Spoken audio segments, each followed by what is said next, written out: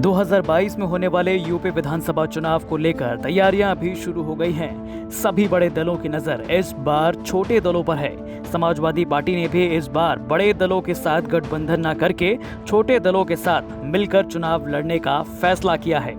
Samajwadi party छोटे दलों के साथ गठबंधन करेगी। बड़े दलों से अनुभव ठीक नहीं रहा।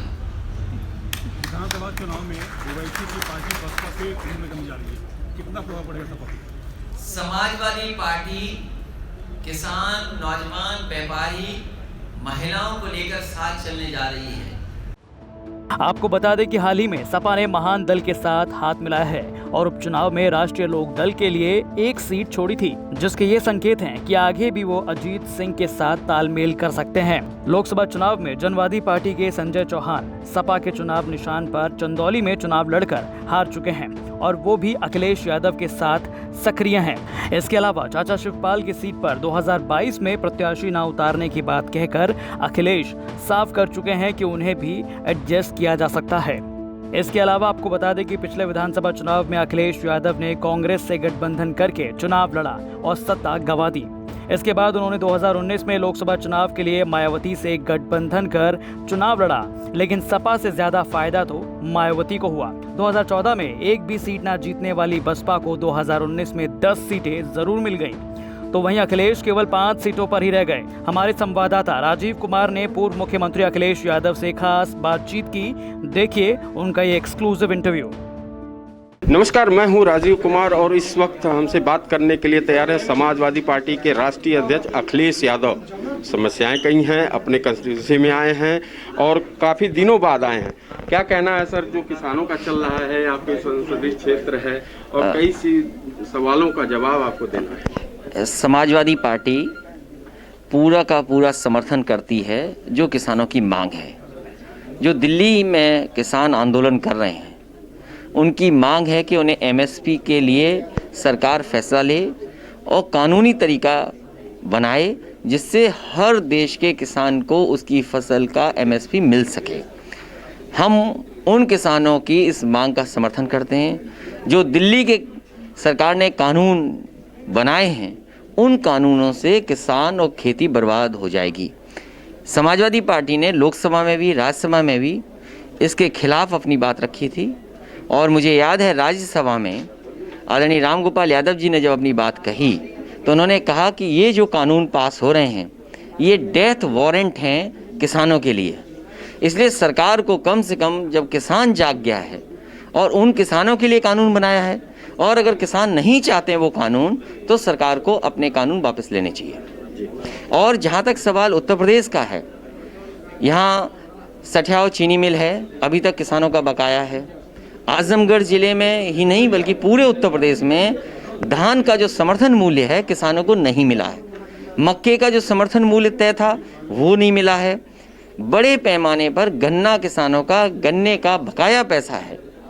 जो विकास की गति पाया था ये क्षेत्र, वो सब विकास रुके हुए हैं। एनएचआई जो सड़क बना रही है, जिस क्वालिटी की सड़क बनानी चाहिए थी वो क्वालिटी की सड़क नहीं बन रही है।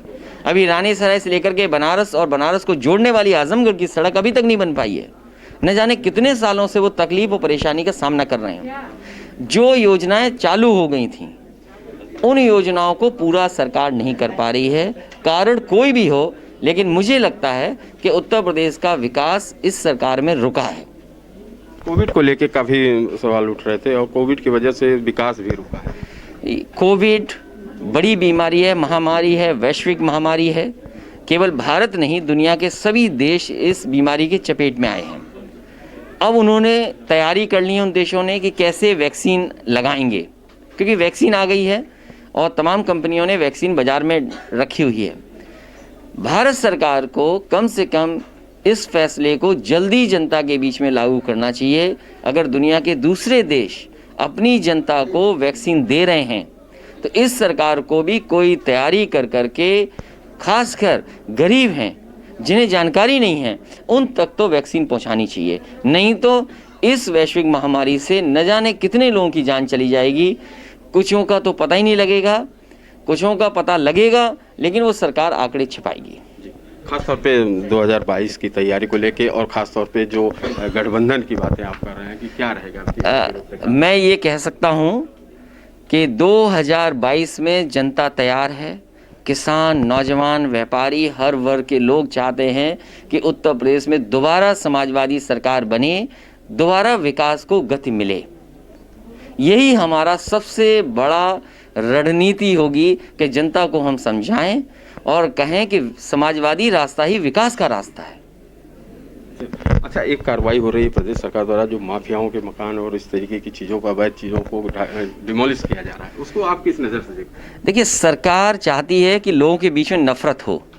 सरकार चाहती है कि लोग अपनी समस्याएं भूल करके, अपनी परेशानी भूल करके दूसरे मुद्दों पर बहस हो, चिन्हित कर करके और निशाना बना करके किसकी प्रॉपर्टी को नुकसान पहुंचाना है, किसका घर तोड़ना है, किस पे डिमोलिशन करना है।